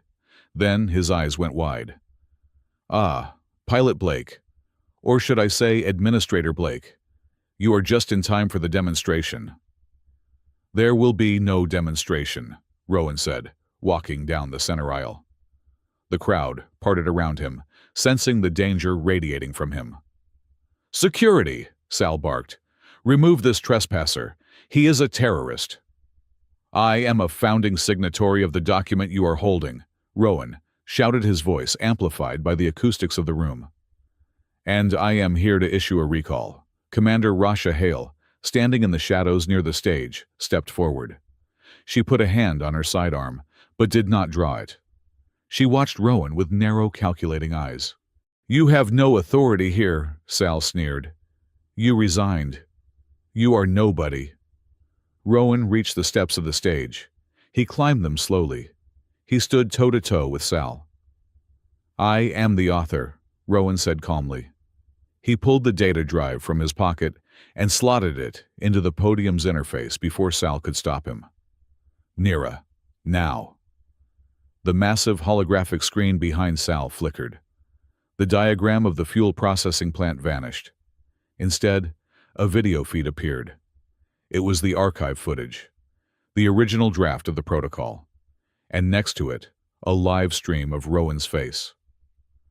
My name is Rowan J. Blake, Rowan spoke into the microphone. 15 years ago, I drafted the Asset Disposal Efficiency Protocol. I defined the terms. I set the parameters. He looked out at the crowd. I defined non-viable as a medical terminality, Rowan said. Director Sal Karun has redefined it as economically inconvenient. He is not following the law. He is exploiting a semantic ambiguity that I created. He is lying, Sal screamed, trying to shove Rowan away from the mic. Cut the feed, Rowan shoved Sal back. It was not a gentle shove. It sent the director stumbling into the podium. But here is the thing about council law, Rowan continued, his voice rising. Article 1, Section 1. The intent of the author supersedes the interpretation of the executor. If the author is present to testify to the original intent, the document can be frozen immediately. Rowan turned to Commander Hale. "Commander Hale," Rowan shouted, "I am the author. I testify now under penalty of perjury that the intent of this document was never to authorize mass execution. I testify that Director Sal is operating in direct violation of the legislative spirit. I hereby revoke my consent to this protocol. I declare it null and void." Hale stepped into the light. She looked at Sal, who was sweating profusely. She looked at Rowan, who stood tall, trembling with the force of his confession. "The legal precedent is valid," Hale said, her voice projecting clearly. "If the primary author issues a formal revocation based on misuse, the protocol is suspended pending a tribunal." She pulled her weapon. She pointed it at Sal. "Director Carroon," Hale said, "you are operating a facility without a valid legal framework.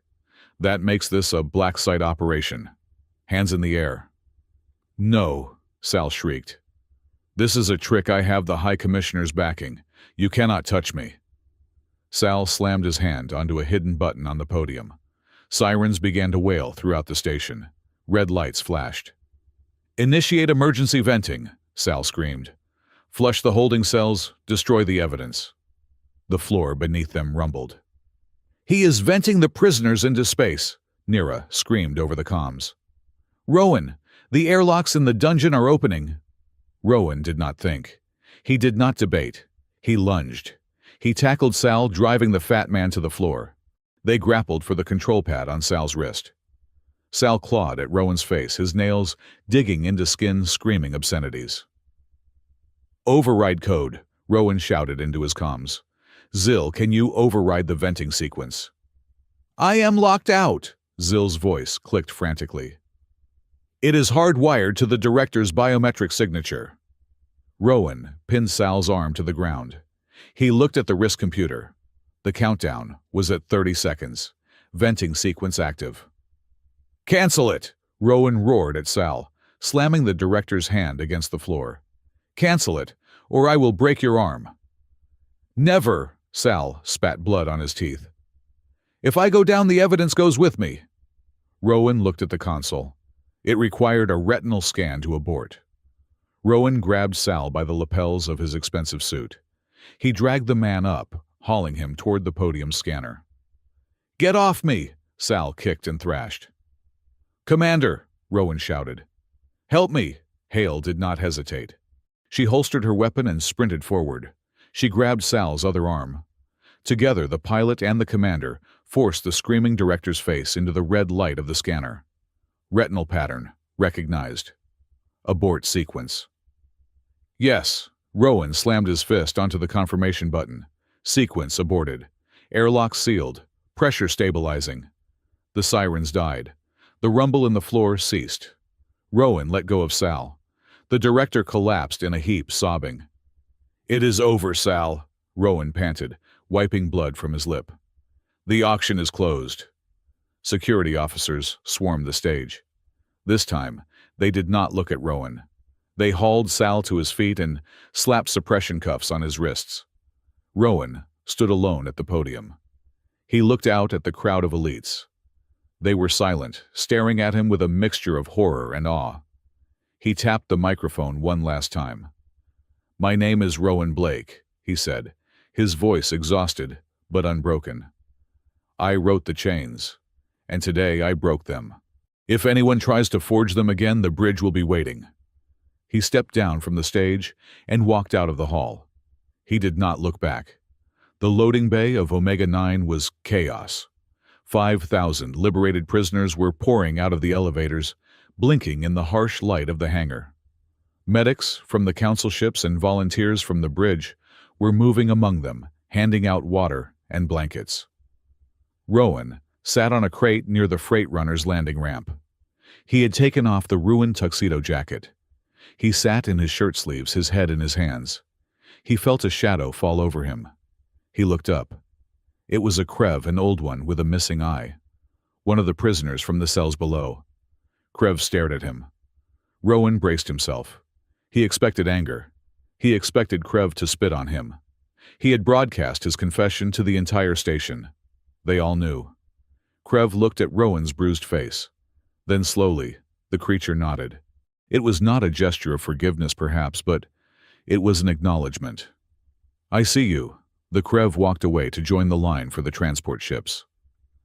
You are waiting for them to stone you, a voice said. Nira stood there. She had come down from the ship.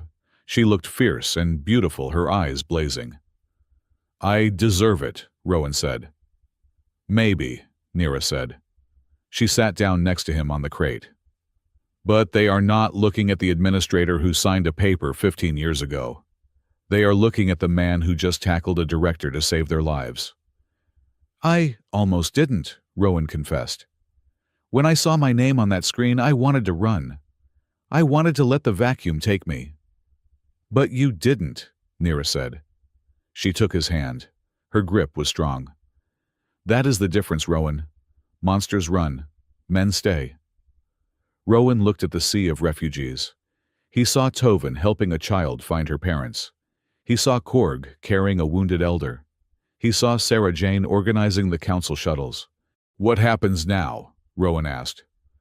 Now, Nira smiled. Now we have 5,000 new mouths to feed. I hope you bought enough fusion cores, pilot, because Haven's Reach is going to need a bigger dome. Rowan laughed. It started as a chuckle and turned into a real laugh, stripping the tension from his chest. I guess I better get back to work, he said.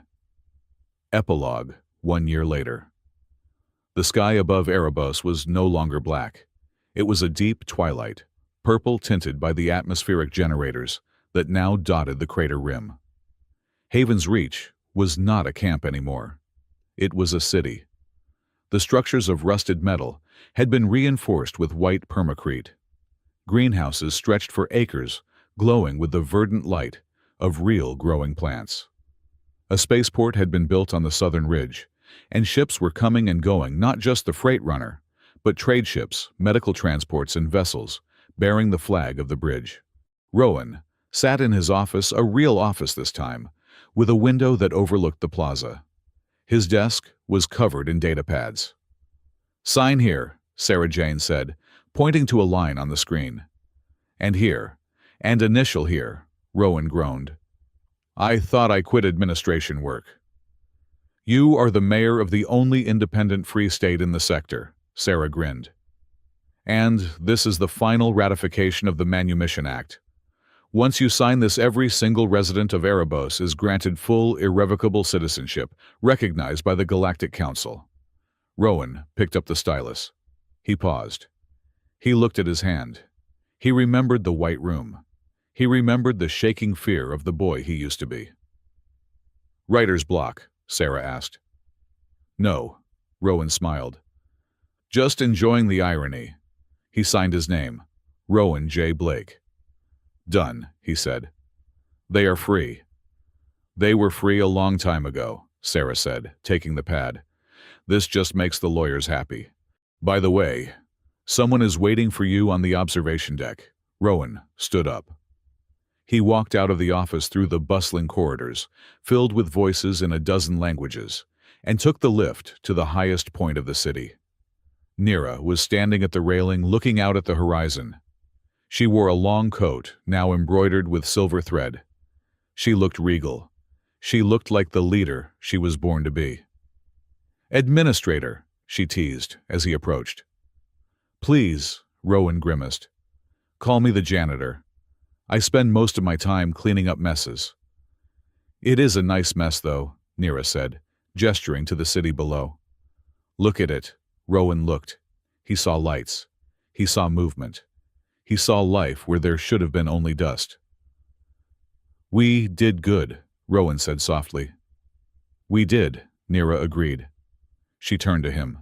She reached into her pocket and pulled out a small object. It was the original piece of scrap metal, the broken chain welded into a bridge. She pinned it to his lapel. You know, Nira said. There is a rumor that Sal is writing a memoir in prison. He blames everything on a rogue element. He is not wrong, Rowan said. No, Nira touched his cheek. He is wrong. You were not a rogue element. You were just a defective. Like us. Rowan smiled. Defective. You cared too much, Nira said. You felt guilt. You bled. Those are defects in the Council's machine. But they are the only things that make a human worth knowing. She leaned in and kissed him. The wind of Erebos thicker, now carrying the scent of rain from the new weather synthesizers, swirled around them. Rowan held her close. He looked up at the stars. Somewhere out there were still chains. There were still dead moons. There were still people waiting in the dark. But he was not afraid anymore. He had a ship. He had a crew. And he had a pen. So, Rowan said, pulling back. Where to next? Nira grinned, her golden eyes flashing with adventure. I heard there is a labor camp on Titan that needs a structural audit. Want to go inspect it? Rowan laughed. I thought you would never ask. He took her hand, and together the architect and the siren turned away from the view of their city and walked toward the hangar, ready to build the next bridge.